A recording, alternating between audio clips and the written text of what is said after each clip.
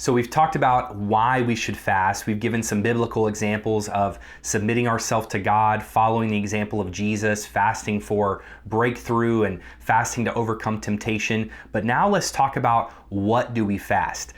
Because if you're new to fasting, you're like, I've heard this term fast before, but is it just not eating any food? And then I hear some people say they're fasting and they're eating vegetables, or I hear some people say they're fasting and they're doing smoothies. Like, it's super confusing. So let's talk about what we fast, or the things we abstain from. And I want to give you four different types of fast. So the first one that we're going to talk about is what I call the complete fast. You may hear this called a total fast or an absolute fast, but a complete fast is completely abstaining from all food and drink. So this is no food, this is nothing to drink, not even water, this is nothing. And this is very rare to see, even in the Bible. We don't have many examples of a complete fast. We do have a couple.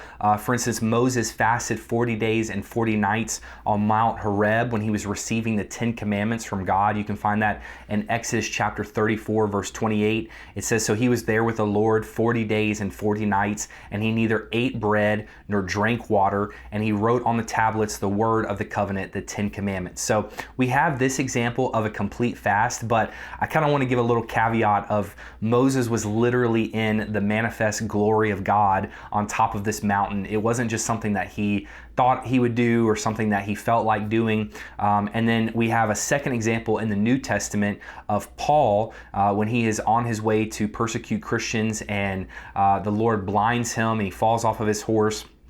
It says in Acts chapter 9, verse 9, so right after that, he was 3 days without sight and neither ate nor drank. So a couple different examples of not eating or drinking anything, but I would highly caution you when you're looking at doing this type of fast, especially beyond 3 days, because in a natural sense, our body is not really supposed to operate without water beyond 3 days. You can do food, no food for 40 days or even beyond that, but without water for 3 days or so, your body really starts to shut down. So this is something that I would highly caution you that it's probably not something that you should try unless you have a direct word from the Lord. And so you should receive those instructions from the Holy Spirit. And really, like I said, it shouldn't last longer than 3 days.